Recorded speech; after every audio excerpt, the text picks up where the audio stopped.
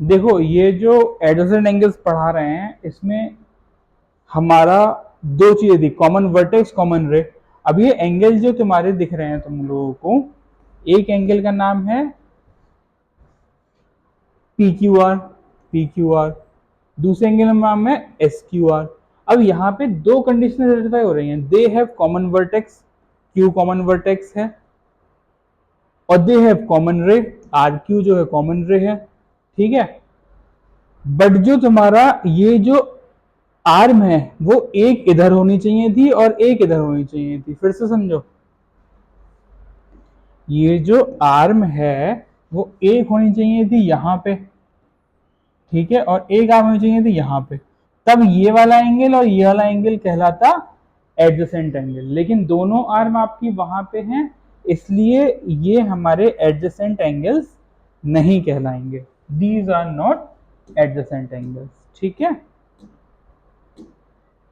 Pair of angles में चलते हैं, linear pair of angles. Linear pair of angles कौन से होते हैं बच्चों? जब हमारा जो स्ट्रेट लाइन होती है, like this is a straight line, अगर हमें गिवन है A B is a straight line और ये हमारी एक रे है ओ पी, तो angle this plus angle this, X plus Y, linear pair यानी कि दो एंगल्स होनी चाहिए, is 180 degree. X plus Y की वैल्यू क्या हो जाएगी? 180 हो जाएगी। अगर हमें एक्स वाई रखा है तो A O P, A O P angle B O P is equals to 180 degree. Straight line पे जो दो एंगल्स होते हैं उनका जो सम होता है वो होता है 180 डिग्री। इसको फिगर को ड्रॉ करते चलो, साथ में जब बैठो तो कॉपी और पेन लेके बैठो, जिसे बता रहे हैं उसे नोट करते रहो, ठीक है। चलो आइए देखते हैं इन्होंने क्या बताया। Two adjacent angles are said to form a linear pair of angles if they have their non-common rays form a pair of opposite rays। ये स्ट्रेट लाइन होनी चाहिए, दिख रहा है ये देखो, ये स्ट्रेट लाइन होनी चाहिए। अगर ये लाइन स्ट्रेट है एओ और ओ सी, तब बनेगा linear pair, are angle in linear pair, ठीक है। Otherwise these are not. The sum of the measure of linear pair of angles is 180 degree.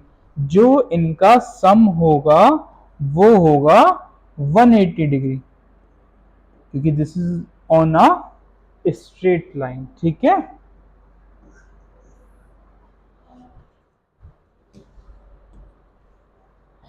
Angle AOB plus angle BOC is equals to 180 degree.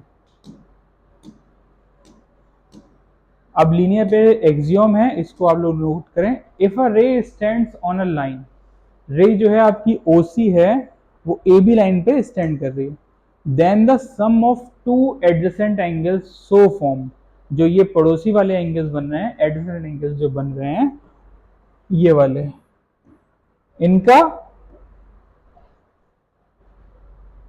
Is 180 and vice versa. Vice versa का मतलब है इसका reciprocal. अगर angles का सम 180 है, if angles का जो सम है वो 180 है, तो जो ये एंगल्स बनेंगे उनका नाम होगा linear pair of angles,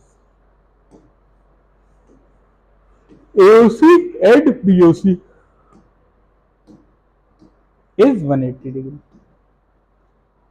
and vice versa. Second चीज क्या है? अगर एंगल्स 180 है, if angle is 180 degree, M of angle है यानी कि कितना भी हो सकता है, लाइक हो सकता है ये 80 हो, ये 100 हो सकता है ये 50 हो, ये 130 हो, इसलिए इन्होंने m लगा दिया है, ठीक है, इज 180। तो ये हमारा थ्योरम हो गई, और ये उसकी वाइस वर्सा। वाइस वर्सा का मतलब है reciprocal. AB is a line and OC stands on line, AOB are collinear. Collinear का मतलब होता है बच्चों जो कि एक लाइन पे लाई करते हैं। कोलिनियर, ये बना है को प्लस लीनियर, ऐसी पॉइंट्स जो एक लाइन पे लाई करते हैं are known as collinear points A O B. Clear? आइए आगे चलते हैं, डेफिनेशन नोट करते चलें बच्चों। 10th में ये चैप्टर हमें इसके बेसिक्स अगर नहीं पता होंगे तो बहुत प्रॉब्लम आएगी बच्चों। तो जो नोट्स हैं वो बनाते चलें और नोट करते चलें इसको। इसका एक स्क्रीनशॉट ले लें। ये एक्सियम आपके हैं, अभी क्वेश्चंस में सॉल्व होने में काम में आएगी।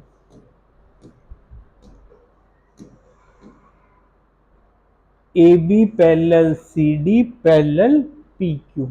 ए बी सी डी के पैरेलल है, जो ए बी लाइन है आपकी वो लाइन सी डी के पैरेलल है। पैरेलल का साइन बच्चों ऐसे बनता है। और पी क्यू जो है वो पैरेलल है आपके सी डी के। तो ये तीनों लाइन आपस में पैरेलल हो जाएंगी। ठीक है, P Q parallel C D, A B parallel P Q भी हो जाएगी, और lines which are parallel to a given line are parallel to each other. ये हम इसको इजी लैंग्वेज में ऐसे समझ सकते हैं, अगर ए बी की वैल्यू सी डी के बराबर है 2 सेंटीमीटर 2 सेंटीमीटर, और सी डी की वैल्यू पी क्यू के बराबर है यानी कि 2 centimetre and 2 centimetre, then these all lines will be equal 2 2 and 2। Same वही है, parallel lines then A B is parallel to P Q. ये एक अच्छा कॉन्सेप्ट है, इसको भी हम लोग नोट करेंगे और ये हमारा काम में आएगा अभी आगे। चलो बच्चों आगे चलते हैं।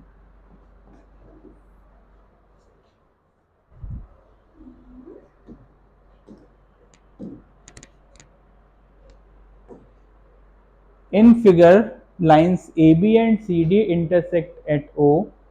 If this plus this 70, this plus this figure हमें given है। AOC plus BOE, AOC plus BOE का सम दे रखा है 70 और BOD दे रखा है हमें 40। जब BOD 40 है तो इसकी वर्टिकली अपोजिट ये भी 40 हो जाएगा, इसका प्लस इसका 70 रखा है तो ये 30 हो जाएगा। पूछा क्या है हमसे, फाइंड BOE, वो निकल गया हमारा, और रिफ्लेक्ट COE, COE का मतलब है यहाँ से लेके यहाँ तक की वैल्यू पूछी है हमसे, तो हम निकाल लेंगे इसको। पहला निकाल लेते हैं, देखो angle AOC plus angle BOE is equal to 70 given है। ठीक है, और एंगल जो AOC की वैल्यू है वो आपकी बराबर हो जाएगी एंगल BOD के। इसका रीजन लिख देंगे, अभी हमने पढ़ा था vertically opposite angles are equal. AOC और BOD बराबर हो गए तो ये हो गए आपके 40 के, तो हम AOC को 40 डाल देंगे, 40 plus angle BOE is equal to 70 degree, तो आपके पास 70 डिग्री BO की वैल्यू हो जाएगी 70 माइनस 40 दैट इज 30 डिग्री। अभी हमारा पहला कॉन्सेप्ट वर्टिकली अपोजिट लग गया। अब सेकंड कॉन्सेप्ट, ये जो इसका सम होगा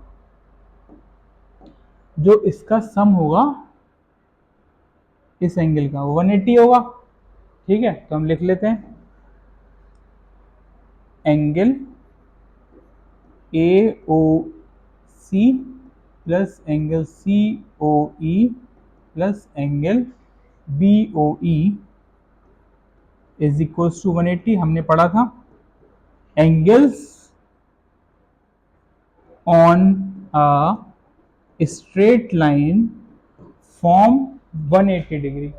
AOC की वैल्यू 40 डाल देते हैं, COE की वैल्यू निकालनी है, इसकी वैल्यू 30 डाल देते हैं, 180। तो एंगल COE की वैल्यू आ जाएगी आपकी 180 माइनस 70 दैट इज 110 डिग्री। जब आपकी एंगल COE की वैल्यू आ गई 110 डिग्री, ठीक है, तो इसका हमें निकालना है क्या, रिफ्लेक्स एंगल। रिफ्लेक्स को बच्चों हम लोग ऐसे लिखते हैं। ठीक है, reflex angle COE is equal to 360 minus 110।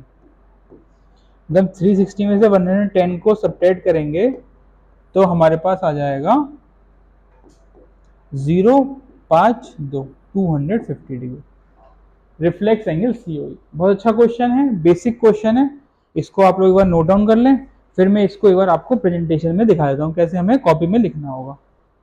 ठीक है, प्रेजेंटेशन जो है बहुत इंपॉर्टेंट है, वे ऑफ प्रेजेंटेशन एंड एक्सप्लेनेशन, हम किस तरह से अपनी चीज़ों को प्रेजेंट कर रहे हैं, रिप्रेजेंट कर रहे हैं, डेट इज नेसेसरी पार्ट। आइए देख लेते हैं।